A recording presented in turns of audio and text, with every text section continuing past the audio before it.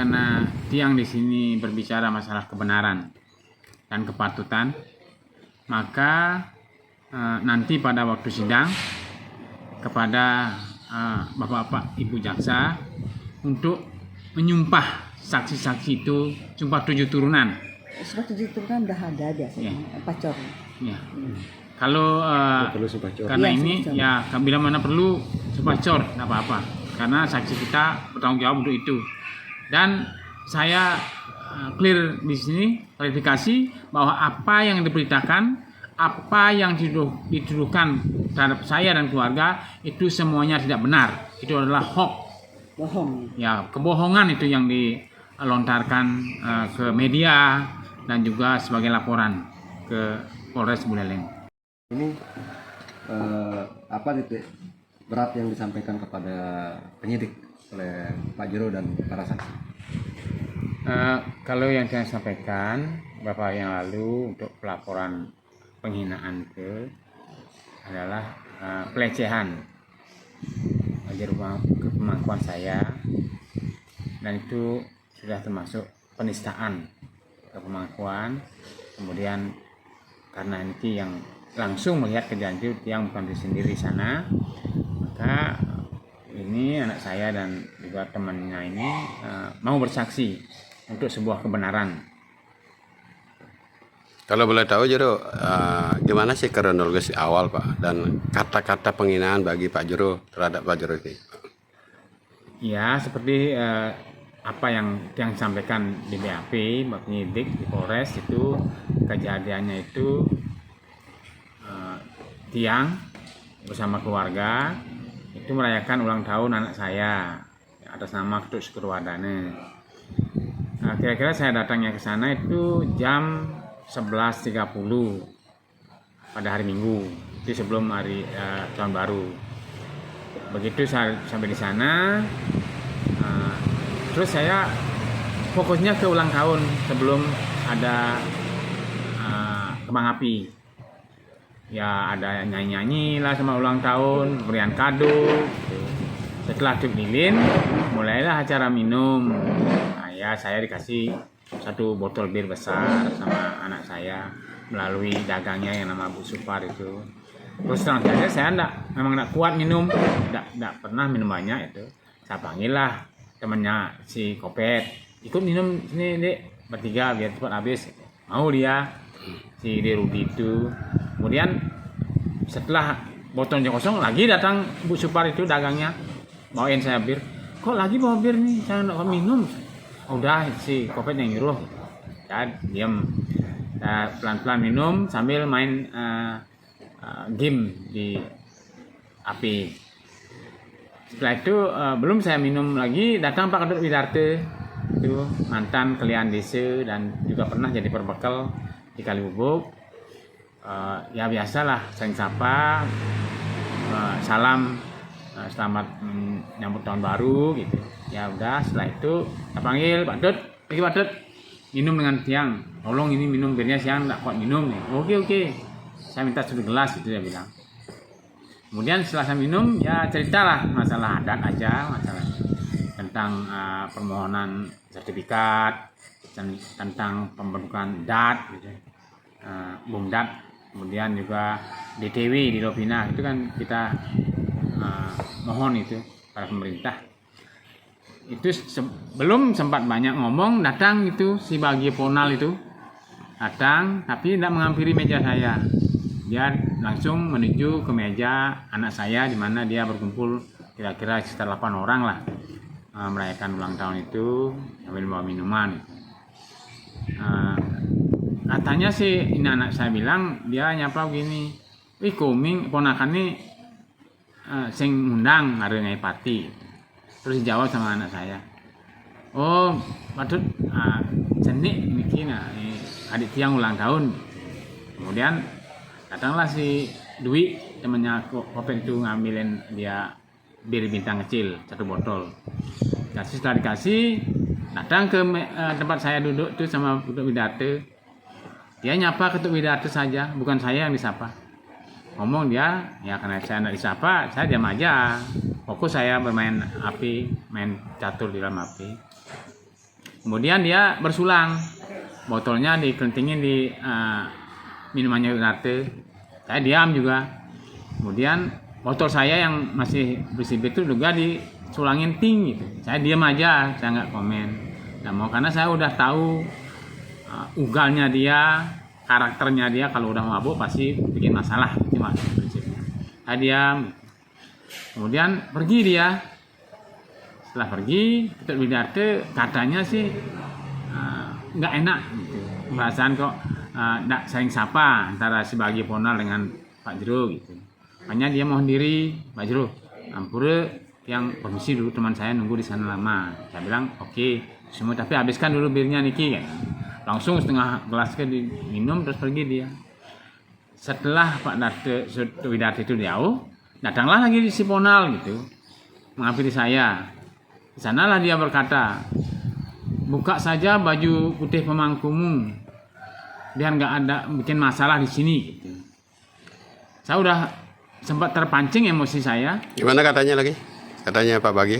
Buka baju putih pemangkumu, biar nggak bikin masalah di sini.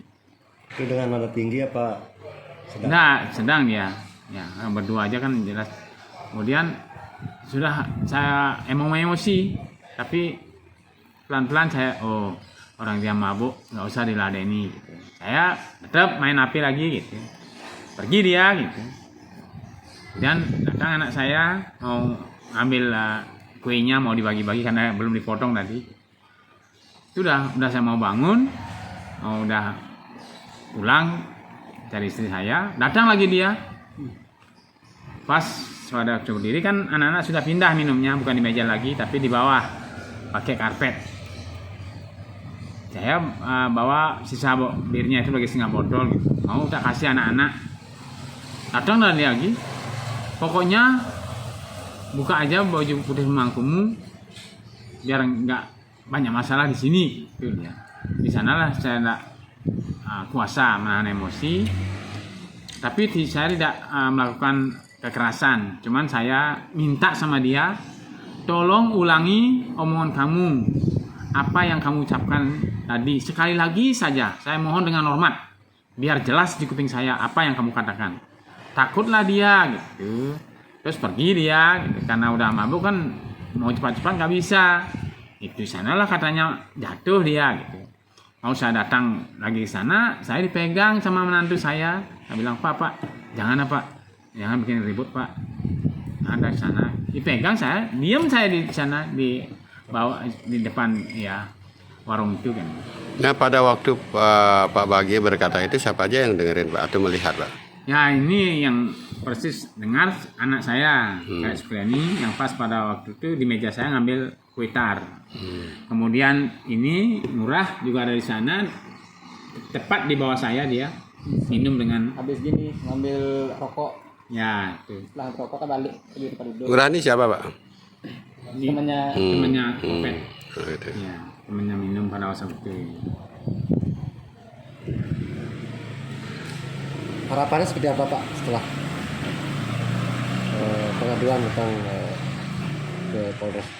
Harapan saya Bapak kepolisian agar adil dalam menindaklanjuti kasus ini, karena saya dan keluarga tidak terima atas penghinaan dan pelecehan kepemangkuan saya, dan saya juga melapor ke Kelian Dadie, sebab bagaimanapun saya diupacarai di Winten oleh keluarga atas dukungan keluarga dan Kelian Dadie saya. Iya. Bu Komang, ini kan Bu sebagai kuasa hukum pelaporan terhadap Jero Mangku ini Pak. Nah, langkah-langkah hukum yang Bu lakukan sebagai pihaknya Pak Jero gimana? Ya, terima kasih saudara media. Ini kan insiden yang terjadi ini tidak akan terjadi kalau tidak ada pemicunya. Seperti pepatah mengatakan tidak ada asap kalau tidak ada api. Untuk perimbangan daripada insiden yang terjadi, agar ini menjadi keadilan di dunia hukum, ya, saya mau tidak mau karena dari beliau yang meminta untuk mendampingi pelaporan ini, secara otomatis karena dari awal juga saya yang menjadi kuasanya, saya menjadi PH-nya, sampai beliau mengadakan pelaporan, saya tetap mendampingi beliau untuk melaporkan tentang penghinaan, pelecehan, dan perendahan martabat daripada kemampuan. Semoga di daerah Buleleng, ya, terutama di wilayah hukum Polres Buleleng, dapat memberikan rasa keadilan bagi pelapor yang telah terhinakan, derajatnya direndahkan, agar jangan menjadi pembelajaran bagi yang lain.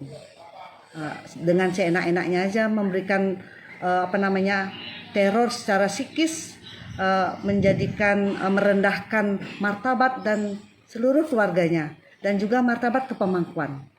Itu harapan saya agar beliau mendapat keadilan yang sama apa yang beliau dapatkan perlakuannya sekarang, semoga berimbang di kemudian hari. Tidak ada langkah kemudian mungkin ke MDA untuk berkonsultasi atau apa gitu? Iya, ini rencananya kami juga akan mesadu, ya, mesadu ke MDA karena salah satu anggotanya dilecehkan seperti ini. Kami mohon dukungan MDA lah. Mungkin hingga ke MDA provinsi kami akan lakukan apa-apa itu saja. Di luar langkah hukum, ya? Ya, di luar langkah hukum. Karena ini kan juga atribut kepemangkuan yang terhinakan, yang direndahkan oleh saudara Ketut Bagil. Itu yang menjadikan saya akan mungkin ke PHDI, ya, MDA, ya, segala yang berbau Hindu lah, ya, karena beliau juga pengempon dadie, pengempon prajuru di desa agar terlindungi. Jangan sampai dengan seenak-enaknya ada oknum-oknum yang melecehkan, merendahkan secara arogansi. Ya, untuk itu silakan. Nah, ketika kami dilaporin sama Jero Mangku, karena kami memiliki Jero Mangku dan ada penghinaan itu, kami sangat tidak terima dan dengan penghinaan itu, karena kami pun di keluarga membuatkan upacara pun besar untuk dia gitu. Kenapa orang lain berani menyuruh membuka baju? Berarti otomatis dengan kata lain dia mau memperhatikan pemangku saya. Saya sangat terima dan sangat keberatan dengan bahasanya itu. Walaupun saya tidak mendengarkan langsung, tapi saya sudah ada laporan karena saya selaku klien tadi, ya, saya tetap menanggapi itu karena saya sudah sempat rembuk sama keluarga bahwa semua keluarga saya itu tidak terima dan sangat keberatan.